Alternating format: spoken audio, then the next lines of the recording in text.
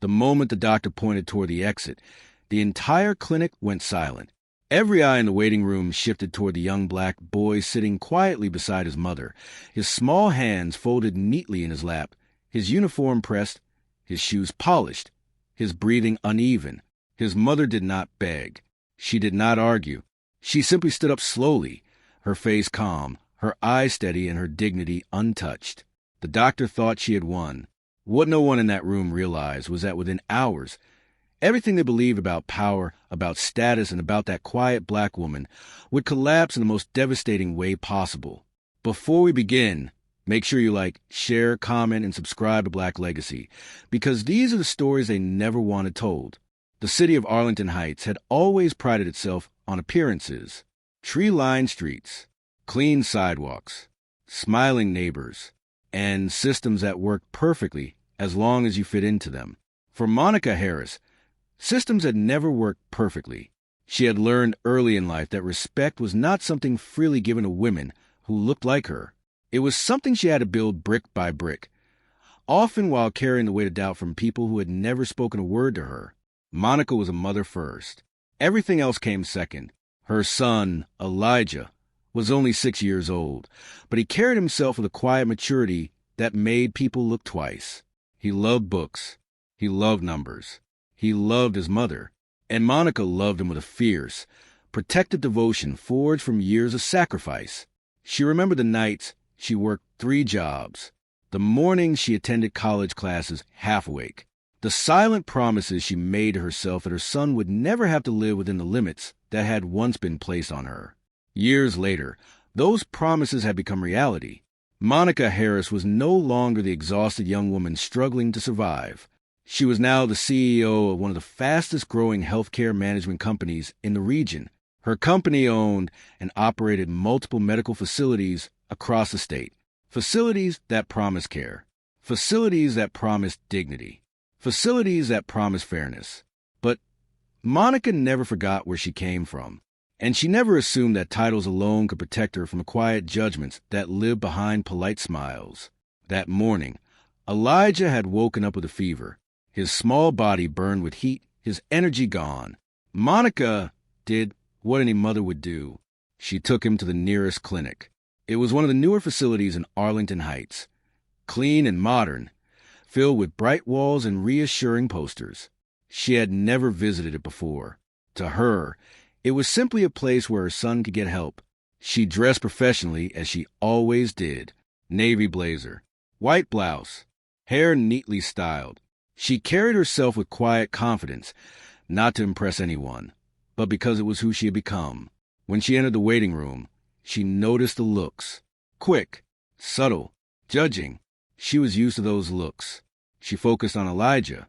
He leaned gently against her, trusting her completely. She signed the paperwork. She sat down. She waited. Minutes passed, then an hour, then longer. Other patients who had arrived after them were called first. Monica noticed. She said nothing.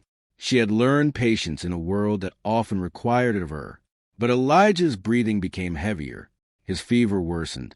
And still they waited. Eventually, a nurse approached them. Her smile was thin, professional but distant. She glanced at Monica's form, then at Elijah. Her expression shifted slightly. Something unspoken, something familiar. She instructed them to follow. They were led into an exam room. Cold, sterile, impersonal. They waited again. Time stretched. Elijah's small fingers gripped his mother's sleeve. Monica felt the heat of his fever through his clothes. She remained calm on the outside. Inside, her concern grew heavier with every passing minute. Finally, the doctor entered. Dr. Caroline Whitmore. She carried herself with authority, confidence, and something else, something colder. Her eyes scanned Monica briefly, then moved to Elijah. Her questions were quick, clinical, detached. She asked about insurance, about payment, about coverage. Her tone shifted when she heard the answers. Her posture stiffened. Her patience thinned. Monica noticed. She had seen that shift before in other places, other rooms, other moments where people silently decided who was worthy of care and who was not. Elijah coughed softly. The sound echoed in the room. Monica's heart tightened. She waited for compassion, for professionalism, for humanity. Instead, the doctor's demeanor hardened. Her eyes no longer saw a sick child. They saw something else. An assumption, a conclusion, a judgment. Outside, the waiting room had grown quiet. The tension inside the exam room spread like invisible smoke.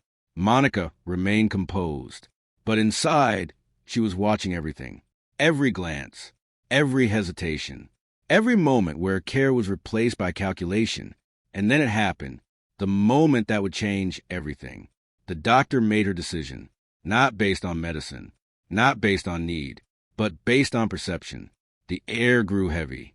The clinic staff moved quietly, unaware that history was unfolding within their walls. Monica did not argue. She did not plead. She simply gathered her son, held him close, and walked out. But her silence was not surrender. It was something far more dangerous. It was certainty. The clinic returned to its routine. The staff moved on. They forgot about the quiet woman and her son. They assumed she was just another patient, just another person with no power, no influence, no voice. Hours passed. Then the call came. It did not arrive with warning. It did not arrive with explanation. It arrived with authority, ownership, finality. The clinic director received the message first. His face drained of color as he read it. His hands trembled. His mind struggled to process what he was seeing. Emergency executive review. Immediate compliance required. Full staff assembly. No exceptions. Confusion spread. Staff whispered, speculated, worried. They gathered in the main lobby. Dr. Whitmore stood among them, confident, unconcerned, certain that whatever was happening had nothing to do with her. Then the doors opened, and Monica Harris walked in. But she did not walk in as a patient. She walked in as something else entirely. Her presence filled the room, her posture unshaken, her expression calm. Behind her stood members of the corporate executive board, legal representatives, regional directors, people whose authority could not be questioned. The staff stared, confused, uncertain, afraid. Recognition spread slowly across Dr. Whitmore's face. Too late. Monica's eyes moved across the room, not with anger, but with clarity. She saw everything. She remembered everything. And in that moment, power shifted completely. The truth became unavoidable. The quiet woman they had dismissed owned the system they worked for. The mother they had disrespected was their CEO. The silence that filled the clinic was suffocating. Careers hung in the balance. Reputations collapsed. Certainty vanished. Because now they understood their actions had consequences. And those consequences had arrived. The investigation was immediate, thorough, unforgiving. Records were reviewed, policies examined, witness accounts documented. Patterns emerged, patterns that could no longer be ignored. It was not just one moment.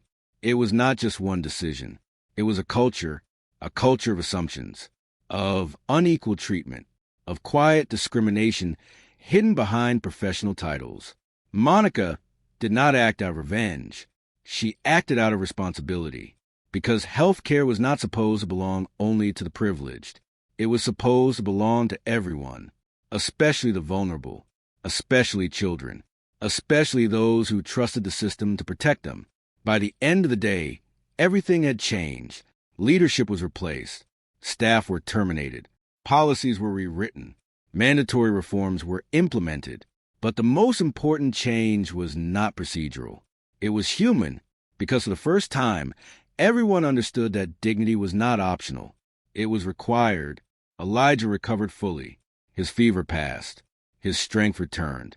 But Monica never forgot that day, not because of the pain, but because of the lesson. She had spent her life building power, not so she could stand above others, but so she could stand between injustice and those who could not fight it alone. The clinic remained open, but it was no longer the same. It became something better. Something fairer, something worthy of the trust people place in it.